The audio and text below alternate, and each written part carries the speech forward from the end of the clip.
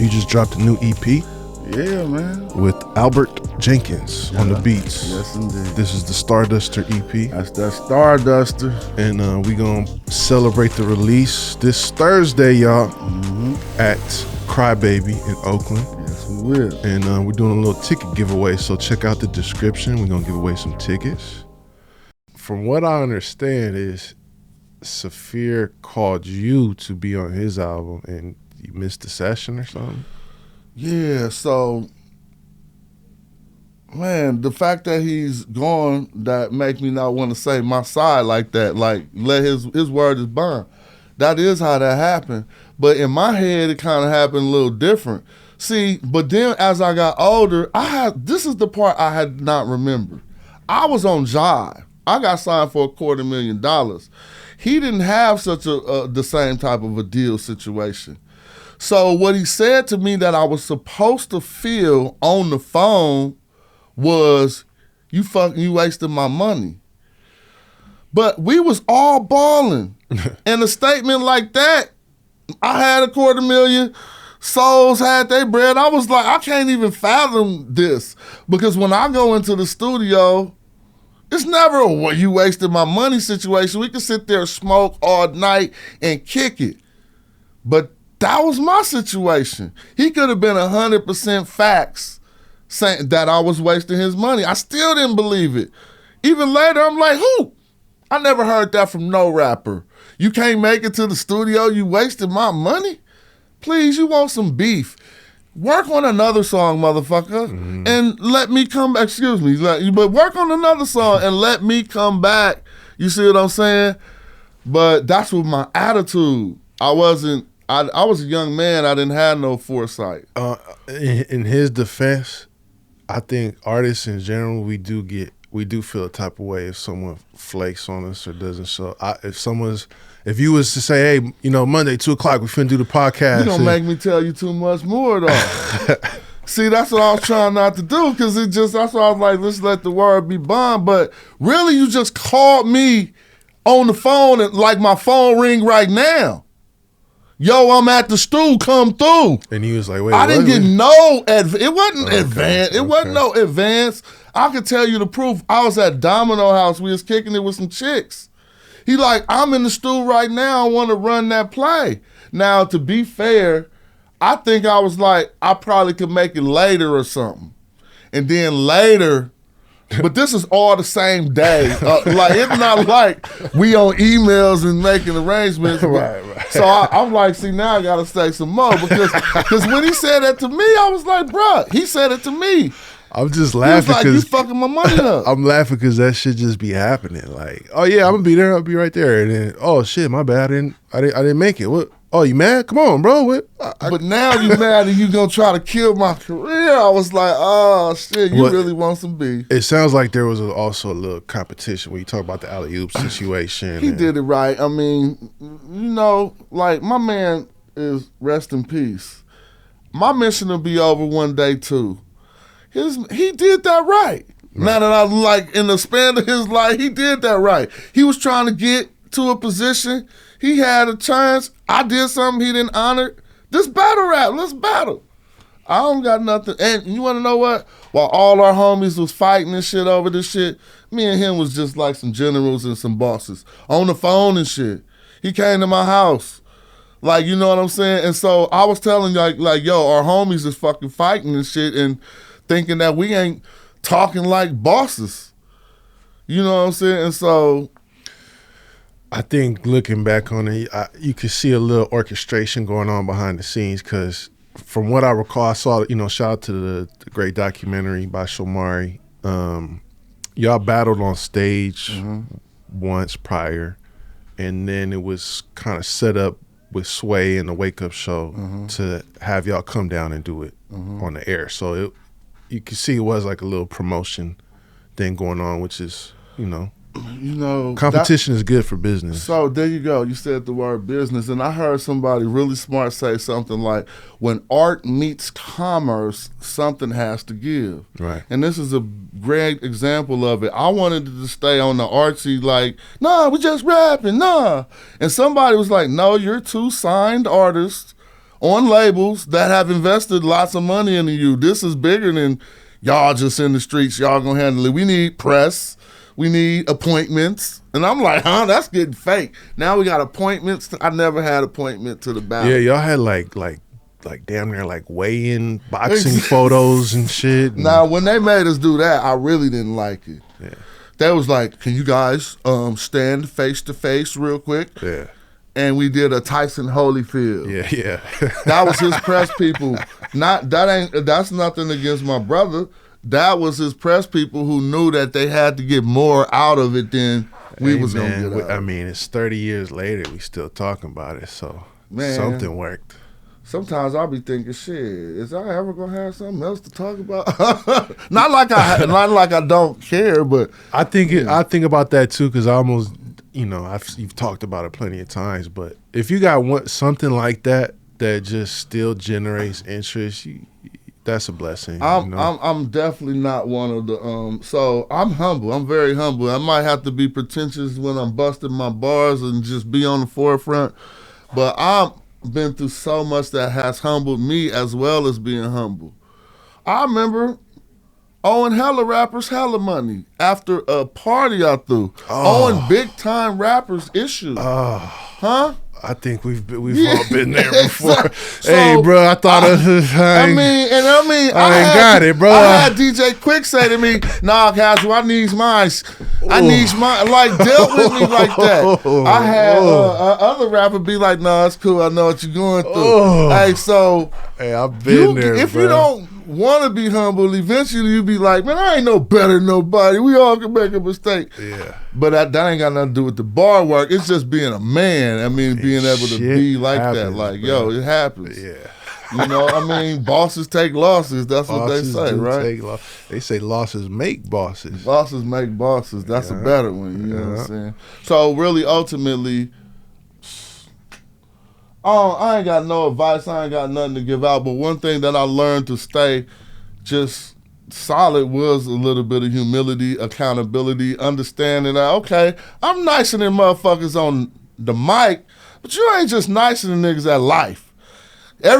Somebody could be nicer than you at doing their taxes, motherfucker. And right. Somebody might got a better credit score. Right. So it maintains that it's like somebody could dribble better than you too. So that is a very healthy attitude for a rapper, bro. Yeah. Well, just for people who might not be as familiar with this story, when y'all did the Battle at the Waco show, right? So that's when Who Riders, Hobo Junction showed up deep. Opio, Tajay, Domino, Pep, I think a few of y'all from Hiero showed up.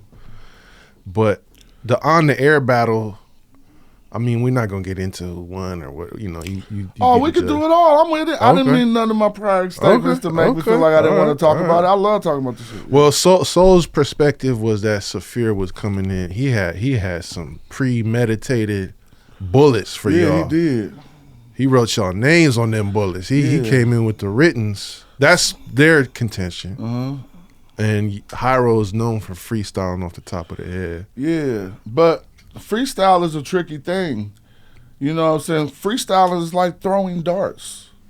You could throw that dart and hit it right on the bullseye, but you could throw that motherfucker all the way off. Right. Then hit somebody in the back of the head. You know what I'm saying? Then they be like, what, you thought you was rapping? That's a freestyle? So what I'm saying is the courage to trust your skill is what I got applauded for. Because rappers didn't have that courage to trust their freestyle skill in battle. Just go look back over the history of battles. That's the ultimate fear. To stand there, be in a battle and not have no raps and still gotta do it. Yeah. And be like, okay, I'm gonna think of one right now for your ass. Right. And so not only the fact that that I did that is most people, I'm gonna keep it a buck. Most of the rappers didn't reward me for winning lyrically. Q-Tip called me. I got calls from rappers, they wasn't saying, you killed it. Everybody was saying, you freestyled that whole shit. You the fucking man. So I didn't get my props from saying the best lyrics. It was a motion struck in hip hop to stand firm on the fact that I could just make some shit up and dust you off right now. You see what I'm saying? Yeah. And whether that was the case or not, I got more reward for just principle. I could dig that. But after, literally right after the battle, I guess the word got out in Oakland that there's some brothers from the East and some brothers from the West battling. That ain't how that happened. Okay. Break it Bro, down. I'm Jonathan Owens. I'm not playing. I'm really born, bred, fed in East Oakland. You're not about to put no broadcast out that I'm having problems somewhere and half of East Oakland don't show up. And that's what the fuck happened. No, I'm not even, everybody will tell you, we could get all my brothers from the Who Riders to tell you who showed up. The town showed up. It was people from kindergarten. Bro, I seen people I seen from the first grade. John, you cool? We here. So really, it was not like after the battle. What it was broadcasting live. Right. And people was like, we gotta make it before it's over. You see what I'm saying? And so by time when we stepped into the studio and when we stepped out of the studio, if I was on either side, if I was on the Hobo side, I would have been fucking scared. Cause I don't know none of these people. And I know Casual and the Souls of Mischief don't got control over all these dudes from East Oakland. So that's Seagram came representing. He didn't want to talk to me. He didn't want to say what's up. He was like, you got problem with somebody from the East? What's up? You know what I'm saying? Like, I'm going to take this over. And so now my elementary school's right in East Oakland. If you ask other people shit, they're going to be telling you other things. And so that's why it just turned out that way. But it wasn't like we was violent.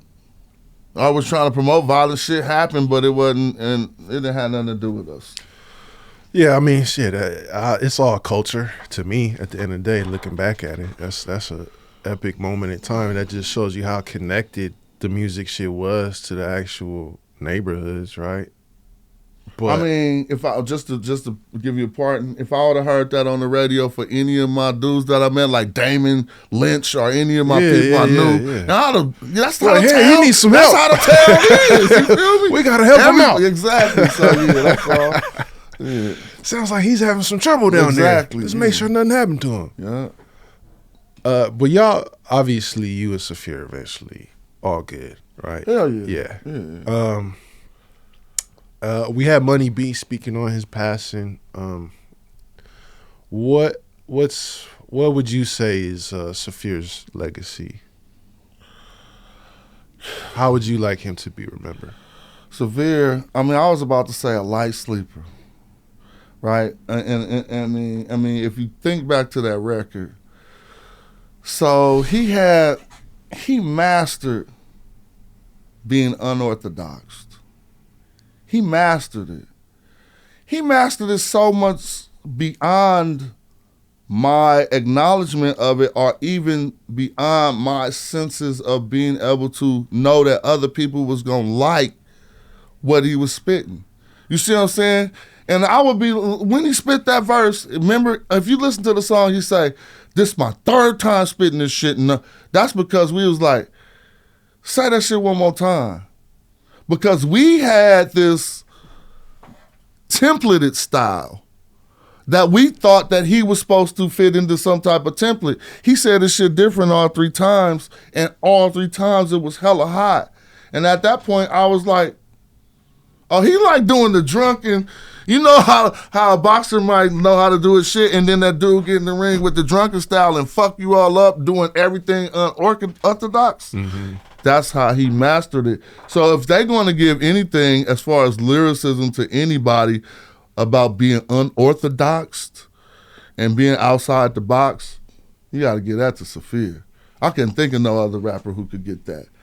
You know what I'm saying? I think that is a great legacy to have. It's just a style that is completely 100% unique, does not sound like anybody else. Yeah, you like the drunken master. You know what I'm saying? I'm saying in boxing, how he, you know, Yep. Well, rest in peace, Saafir. Much respect to the legend. Recognize where you got the game. We got our own style, got our own slang. Northern California is a West Coast thing. This is the history of the Bay. Recognize where you got the game. We got our own style, got our own slang. Northern California is a West Coast thing. This is the history of the Bay.